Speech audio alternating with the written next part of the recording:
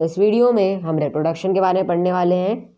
Basically हम ये पढ़ेंगे कि एनिमल्स कैसे रिप्रोड्यूस करते हैं। सारे लिविंग थिंग्स मरते हैं पर फिर भी लाइफ कंटिन्यू चलती रहती है एक जनरेशन से दूसरी जनरेशन में, क्योंकि लिविंग थिंग्स अपनी ही तरह के यंग वंस को प्रोड्यूस कर सकते हैं। रिप्रोडक्शन एक ऐसा प्रोसेस है जिसमें लिविंग थिंग्स अपनी ही तरह के यंग वंस को प्रोड्यूस करते हैं। लिविंग ऑर्गेनिजम्स में अगर कोई भी ऑर्गन सिस्टम जैसे कि डाइजेस्टिव, सर्कुलेटरी या एक्सक्रेटरी सिस्टम अगर काम करना बंद कर देते हैं और ऑर्गेनिज्म मर जाएंगे, पर फिर भी रिप्रोडक्शन सिस्टम ऑर्गेनिज्म को ज़िंदा रहने के लिए ज़रूरी नहीं है।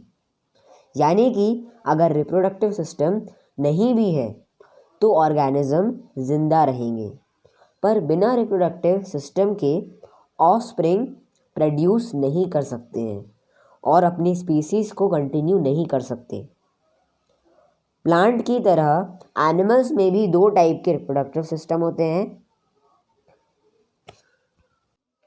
सेक्सुअल और एसेक्सुअल। एनिमल्स बहुत वैरायटी में रिप्रोड्यूस करते हैं, जैसे कि कुछ एनिमल्स बेबीज़ को बर्थ देकर रिप्रोड्यूस करते हैं, एग्जाम्पल ह्यूमंस और काउज। कुछ एनिमल्स एग्स देते हैं और फिर उनमें से यंग वंस हैच करते हैं, एग्जाम्पल बर्ड्स और स्नेक्स। हाइड्रा में पेरेंट की बॉडी से बाहर ग्रो होता है ऑफस्प्रिंग। अमीबा दो में स्प्लिट हो जाता है। सेक्सुअल रिप्रोडक्शन की बात कर लेते हैं। बहुत एडवांस मल्टीसेलुलर एनिमल्स जैसे कि इंसेक्ट्स, रेप्टाइल्स और मैमल्स सेक्सुअल रिप्रोडक्शन से रिप्रोड्यूस होते हैं। सेक्सुअल रिप्रोडक्शन में मेल और फीमेल रिप्रोडक्टिव सेल्स फ्यूज़ होकर फर्टिलाइज्ड एग बनाते हैं और फर्टिलाइज्ड एग ऑर्गेनिज्म में ग्रो होता है। पेज 118 पे आ जाते हैं। एनिमल्स में जैसे कि फ्रॉग्स, फिशेस, बर्ड्स, रेप्टाइल्स और ह्यूमंस, इनके पास सेपरेट मेल और फीमेल रिप्रोडक्टिव सिस्टम फॉर्म होते हैं। इसलिए एक इंडिविजुअल सिर्फ एक टाइप का रिप्रोडक्टिव सेल प्रोड्यूस कर सकता है। रिप्रोडक्टिव सेल को गैमेट भी बोलते हैं। Male sexual organ sperm cells produce करते हैं। Female sexual organs egg cells, ओवा, सिंगुलर में इसको ओवम कहते हैं, ये प्रोड्यूस करते हैं। इसलिए इन ऑर्गेनिजम्स में टू पेरेंट्स, वन मेल और वन फीमेल की ज़रूरत होती है सेक्सुअल रिप्रोडक्शन के लिए, जबकि अर्थवॉर्म और लीचेस में दोनों मेल और फीमेल रिप्रोडक्टिव ऑर्गन होते हैं एक ही बॉडी के अंदर। ऐसे ऑर्गेनिजम्स जिसमें मेल और female reproductive organ same body में होते हैं उन्हें हर्माफ्रोडाइट्स कहते हैं। सेक्सुअल रिप्रोडक्शन में स्पर्म और ओवम फ्यूज़ होकर नया थर्ड सेल बनाते हैं जिसे जायगोट कहते हैं। स्पर्म और ओवम के फ्यूजन को फर्टिलाइजेशन कहते हैं। नए ऑर्गेनिज्म का फर्स्ट सेल जायगोट होता है और यही टाइम के अनुसार चेंज होकर नया ऑर्गेनिज्म फॉर्म करता है। अब फर्टिलाइजेशन की बात कर लेते हैं। लिविंग वर्ल्ड में बहुत सारे वेज में फर्टिलाइजेशन होता है। एक्सटर्नल फर्टिलाइजेशन, सी एनिमल्स जैसे कि स्टारफिश और जेलीफिश पानी में ग्रुप में इकट्ठा होते हैं और वे अपना एग और स्पर्म्स पानी के सरफेस में ले करते हैं। पानी में ही उनके स्पर्म एग के साथ फ्यूज़ होते हैं और जायगोट्स बनाते हैं। जायगोट पानी में ही डेवलप होता है और नया इंडिविजुअल बनाता है। ऐसे फर्टिलाइजेशन को एक्सटर्नल फर्टिलाइजेशन कहते हैं, क्योंकि यह एनिमल की बॉडी के बाहर होता है। पॉन्ड्स और लेक्स के नियर रहने वाले एनिमल्स भी एक्सटर्नल फर्टिलाइजेशन करते हैं। स्प्रिंग्स और रेनी सीजन्स में फ्रॉग्स और टोड्स पॉन्ड में और स्लो मूविंग स्ट्रीम्स में मूव करते हैं। मेल और फीमेल पानी में क्लैस्प होते हैं। फीमेल हंड्रेड्स ऑफ एग्स ले करती है। ये एग्स बहुत डेलिकेट होते हैं और इनकी शेल नहीं होती है। जेली लाइक सब्सटेंस की लेयर उनको होल्ड करके रखती है और प्रोटेक्शन देती है। मेल डायरेक्टली फ्लोटिंग एग्स के क्लस्टर यानी कि ग्रुप में स्पर्म्स इजेक्ट करते हैं, यानी कि निकालता करता रहता है। स्पर्म्स अपनी लॉन्ग टेल की हेल्प से पानी में स्विम करते हैं और एग्स को फर्टिलाइज करते हैं। फिशेस में भी एक्सटर्नल फर्टिलाइजेशन होता है। अब हम एक्टिविटी 1 देख लेते हैं। इसमें हमें रेनी सीजन में पॉन्ड देखना है। पॉन्ड में फ्रॉग के एग्स का क्लस्टर देखना है जो पानी में फ्लोट कर रहा है। अब इनका कलर, साइज और स्ट्रक्चर को हमें नोटिस करना है। फिगर 9.1 में फ्रॉग के एग्स दिख रहे हैं। नेक्स्ट टॉपिक है इंटरनल फर्टिलाइजेशन। बर्ड्स, रेप्टाइल्स और मैमल्स में मेल स्पर्म्स को फीमेल के रिप्रोडक्टिव सिस्टम के अंदर डिपॉजिट करते हैं और फर्टिलाइजेशन होता है और जायगॉट बनता है। फीमेल बॉडी के अंदर ऐसा फर्टिलाइजेशन जो फीमेल बॉडी के अंदर होता है उसे इंटरनल फर्टिलाइजेशन कहते हैं। अर्थवॉर्म में फर्टिलाइजेशन इंटरनल होता है। अर्थवॉर्म हालांकि हर्माफ्रोडाइट है पर फिर भी यह खुद से फर्टिलाइज नहीं होता। दो अर्थवॉर्म्स एक दूसरे के कांटेक्ट में आते हैं और स्पर्म एक्सचेंज होता है और एग इंटरनली फर्टिलाइज होता है स्पर्म से, जो कि पार्टनर्स से रिसीव होता है। Reproduction in humans. Human reproduction 2 sexes involve करता है। हर सेक्स में अलग अलग रिप्रोडक्टिव सिस्टम होता है। फर्टिलाइजेशन इंटरनल होता है और जायगॉट फुली इंडिविजुअल फॉर्म करता है जो कि बॉडी के अंदर होता है। नेक्स्ट टॉपिक है प्यूबर्टी।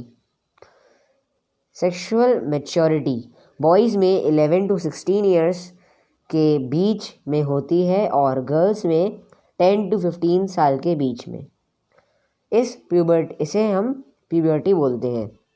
बॉयज़ में प्यूबर्टी का पता उनकी वॉइस में डीप चेंज आने से पता चल जाता है और फेस में और बॉडी में हेयर ग्रोथ से और मसल्स के डेवलपमेंट से और टेस्टिस के द्वारा स्पर्म प्रोड्यूस करने से पता चलता है कि प्यूबर्टी आ गई है।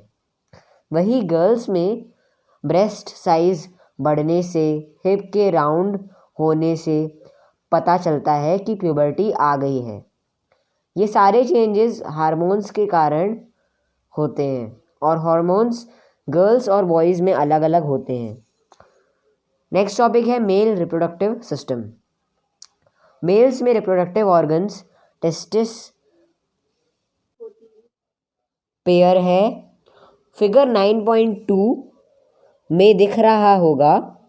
ये एब्डोमिनल कैविटी के बाहर एक सैक में होता है जिसे स्क्रोटल सैक कहते हैं। टेस्टिस मेल गैमेट्स को या स्पर्म्स को मिलियंस में प्रोड्यूस करता है। हर एक स्पर्म एक सिंगल सेल होता है जिसमें यूजुअल सेल की तरह सब कुछ होता है। एक स्पर्म में हेड होता है, मिडिल पीस होता है और टेल होती है, जो कि आप फिगर 9.2b में दिख रहा होगा आपको। ये टेस्टिस मेल हार्मोन्स सिक्रीट करता है जैसे टेस्टोस्टेरोन कहते हैं। स्पर्म डक्ट या वास डिफरेंसेस के थ्रू हर एक टेस्टिस को लीव करता है। जैसे ही स्पर्म डक्ट्स के थ्रू मूव करते हैं, तीनों ग्लैंड से फ्लूइड्स उनके सिक्रीशंस को डक्ट में भेजते हैं। फ्लूइड्स और स्पर्म के मिक्सचर को सीमन कहते हैं। स्पर्म स्विम करता हुआ यूरेथ्रा तक पहुंचता है और यूरेथ्रा पेनिस के अंदर लाई करता है। पेनिस एक ऐसा ऑर्गन है जो स्पर्म्स को फीमेल बॉडी के वेजिना में ट्रांसफ़र करता है। अब हम फीमेल रिप्रोडक्टिव ऑर्गन के बारे में पढ़ेंगे। फीमेल रिप्रोडक्टिव सिस्टम में ओवरीज की पेयर होती है। ओविडक्ट्स होती हैं जिसे फैलोपियन ट्यूब भी कहते हैं। यूट्रस और वेजिना होता है, ये लोअर एब्डोमिनल में होते हैं। फिगर 9.2 सी में आपको दिख रहा होगा। ओवरीज ओवम प्रोड्यूस करते हैं। हर मंथ में यूजुअली दोनों ओवरीज में से एक ओवरी एक ओवम रिलीज़ करती है और ओवरी से ओवम रिलीज़ होता है, उसे ओव्यूलेशन कहते हैं। ओवम एक सिंगल सेल है। ओवरीज फीमेल हार्मोन्स सिक्रीट करती हैं जिसे एस्ट्रोजन और प्रोजेस्टेरॉन कहते हैं। ओवम ओविडक्ट से ट्रैवल करता हुआ यूट्रस यानी कि वोम में पहुंचता है। यूट्रस एक मस्कुलर बैग है जिसे फर्टिलाइजेशन के बाद बेबी डेवलप होता है यूट्रस वेजिना के थ्रू बाहर की तरफ खुलता है। अब हम फर्टिलाइजेशन पढ़ेंगे। जब पेनिस के द्वारा स्पर्म्स को वेजिना में डिपॉजिट कर दिया जाता है तब स्पर्म स्विम करके यूट्रस में पहुंचते हैं और ओविडक्ट में आते हैं। अगर ओवम ओविडक्ट में प्रेजेंट है तो स्पर्म्स ओवम को फ्यूज़ करेंगे और फर्टिलाइजेशन होगा। फिगर 9.3 में आपको ये दिख रहा होगा।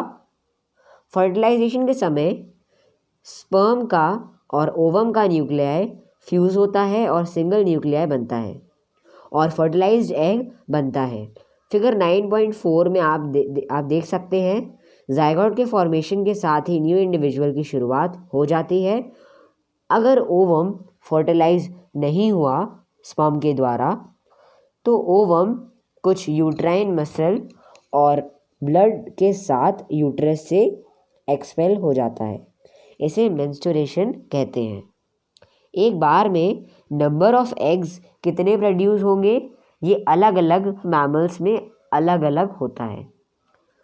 ह्यूमंस, एलिफेंट्स और काउज यूजुअली एक बार में एक एग प्रोड्यूस करते हैं।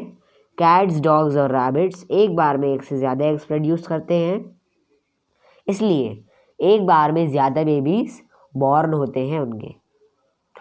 फादर से स्पर्म सेल और मदर से एग सेल के फ्यूजन के कारण जाइगोट बनता है।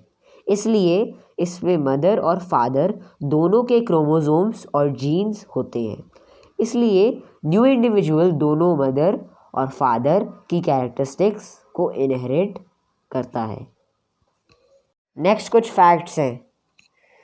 कुछ वुमेन जिन्हें बेबीज़ नहीं होते हैं क्योंकि उनकी फेलोपियन ट्यूब ब्लॉक रहती है, मतलब फेलोपियन ट्यूब में ओवम मेल के स्पर्म के कांटेक्ट में नहीं आ पाता है और ओवम फर्टिलाइज नहीं होता है।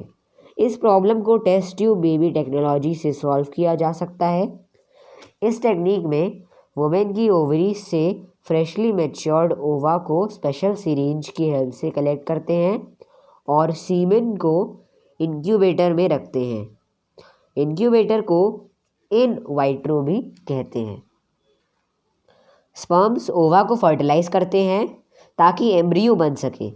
कुछ वीक के बाद जो एम्ब्रियो बना है उसे वुमेन की वोम में प्लेस करते हैं और एम्ब्रियो इम्प्लांट होता है और 9 मंथ्स में बेबी डेवलप होता है। इस तरह के बेबी को टेस्ट ट्यूब बेबी कहते हैं। यह टेक्निक पहली बार 1978 में ह्यूमंस में इंट्रोड्यूस की गई थी। इस इन वाइट्रो फर्टिलाइजेशन यानी कि IVF भी इसको कहते हैं। नेक्स्ट टॉपिक है डेवलपमेंट ऑफ एम्ब्रियो। फर्टिलाइजेशन के बाद जायगोट ओविडक्ट के नीचे की तरफ ट्रैवल करता है और डिवाइड होता जाता है बार बार और सेल्स की एक बॉल बना लेता है। इसे सेल डिवीजन कहते हैं। फिगर 9.5a में हम देख सकते हैं सेल्स इसके बाद डिफरेंट ग्रुप्स बनाता है और फिर डिफरेंट टिश्यू बनाता है और फिर बॉडी के ऑर्गन बनाता है। पहले 8 वीक का जो डेवलपिंग स्ट्रक्चर है उसे एम्ब्रियो कहते हैं। फिर ये यूट्रस की वॉल्स में एम्बेडेड हो जाता है और जहाँ आगे के डेवलपमेंट्स होते हैं। डेवलपमेंट के समय अलग अलग सेल्स के ग्रुप अपनी साइज और शेप चेंज करते हैं और पर्टिकुलर टाइप ऑफ सेल्स में टर्न हो जाते हैं और स्पेसिफिक फंक्शंस परफॉर्म करते हैं, जैसे कि मसल सेल्स, नर्व सेल्स और ब्लड सेल्स। इसे सेल डिफरेंशिएशन या सेल मैच्योरेशन कहते हैं। इन्हीं डिफरेंशिएटेड सेल से अलग अलग टिश्यू और ऑर्गन बनते हैं। फिर धीरे धीरे बॉडी के डिफरेंट पार्ट्स बनते हैं, जैसे कि हेड, हैंड्स, लेग्स एक्सेट्रा। जिस स्टेज में एम्ब्रियो के सारे बॉडी पार्ट रिकॉग्नाइज्ड हो जाते हैं उसे फिटस कहते हैं। ह्यूमंस में ये स्टेज फर्टिलाइजेशन के 8 वीक्स के बाद आती हैं। अब फिटस और डेवलप होता है जब सारे बॉडी पार्ट्स सही साइज के बन जाते हैं और डेवलपमेंट कंप्लीट हो जाता है और इंडिविजुअल बॉर्न होता है। इसलिए एक single cell trillions of cells को बनाता है एक इंडिविजुअल की बॉडी में। अब विविपोरस और ओविपोरस एनिमल्स में रिप्रोडक्शन देखते हैं। जिस एनिमल में इंटरनल फर्टिलाइजेशन होता है उसमें फर्टिलाइज्ड एग कई तरीके से न्यू ऑर्गेनिज्म में डेवलप होता है। ह्यूमन और कई एनिमल्स जैसे कि काउस, गोट्स, डॉग्स और tigers fully developed young ones को बर्थ देते हैं। ऐसे एनिमल्स जो यंग वंस को बर्थ देते हैं उन्हें विविपोरस कहते हैं। बर्ड्स फर्टिलाइज्ड एग देते हैं और उन पर बैठकर एग को वार्म रखते हैं और कुछ समय बाद उनमें से चिक निकलता है। स्नेक्स और क्रोकोडाइल्स भी फर्टिलाइज्ड एग को ले करते हैं और एग्स यंग वंस में डेवलप होते हैं। ऐसे एनिमल्स जो एग्स ले करते हैं उन्हें ओविपोरस एनिमल्स कहते हैं। ओविपोरस एनिमल्स में जैसे कि हेन में डेवलपमेंट का प्रोसेस डिफरेंट है। फर्टिलाइजेशन के बाद जायगोट बार बार डिवाइड होता है और ह्यूमंस में जायगोट ओविडक्ट में नीचे की तरफ ट्रैवल करता है। जब यह नीचे ट्रैवल करता है तब बहुत सारी प्रोटेक्टिव लेयर बन जाती है इसके अराउंड। जब एम्ब्रियो के अराउंड हार्ड शेल बन जाता है तब हेन एग्स ले कर देती है। उसके बाद हेन उन एग्स पर बैठती है ताकि ये वार्म रहें और लगभग 3 हफ्ते के बाद एम्ब्रियो चिक में डेवलप हो जाता है। जब इसका डेवलपमेंट कंप्लीट हो जाता है तब एग शेल बर्स्ट हो जाता है और चिक बाहर आ जाता है। एक्टिविटी 2 देख लेते हैं। आप बहुत से ओविपोरस एनिमल्स जैसे कि हेन, crow, birds, frog, lizard, butterfly के एग्स को कलेक्ट करना और इनकी पिक्चर बनानी है। फिर इनकी साइज को कंपेयर करना है। एक्टिविटी 3 है, जो एग्स जनरली मार्केट में सेल होते हैं वो अनफर्टिलाइज्ड होते हैं। एम्ब्रियो के डेवलपमेंट को ऑब्जर्व करने के लिए हमें फर्टिलाइज्ड एग चाहिए जो कि पोल्ट्री या हैचरी से मिल जाएगा। अब एग ब्रेक करो और आपको दिखेगा कि एक वाइट डिस्क लाइक स्ट्रक्चर है योक पर। ये डेवलपिंग एम्ब्रियो है। कुछ समय के बाद रेड स्पॉट भी दिख सकता है जिसमें पता चलता है कि हार्ट और ब्लड वेसल्स डेवलप होने लगी हैं। अब हम मेटामॉर्फोसिस पढ़ेंगे। न्यूबॉर्न मैमल्स और न्यूली हैच्ड बर्ड्स का शेप और स्ट्रक्चर अपने पेरेंट्स की तरह होता है, पर यह हमेशा हर एनिमल के साथ नहीं है। एक फ्रॉग, मॉस्किटो या बटरफ्लाई में हैचिंग, एग्स और इंडिविजुअल्स के फॉर्मेशन में डिफरेंट स्टेजेस होते हैं। एक यंग वन को अडल्ट में डेवलप होने के लिए कंप्लीट चेंज होने के फॉर्म को मेटामॉर्फोसिस कहते हैं। एक फ्रॉग 3 स्टेजेस से पास होता है जब वह एग से अडल्ट बनता है, एग से टैडपोल बनता है और फिर अडल्ट फ्रॉग बनता है। टैडपोल जो एग से हैच होता है बहुत ही डिफरेंट दिखता है एक अडल्ट फ्रॉग से। ये चेंज होता है फिर अडल्ट बनता है। आप फिगर 9.6 में देख सकते हैं। मॉस्किटो में जब एग हैच होता है तो वॉर्म लाइक लार्वा बाहर आता है। 2 वीक्स के अंदर ये प्यूपा बन जाता है जो कॉमा शेप का होता है। फिर प्यूपा मॉस्किटो में चेंज होता है। फिर 1 वीक के बाद मॉस्किटो केस से बाहर रिंकल करता है।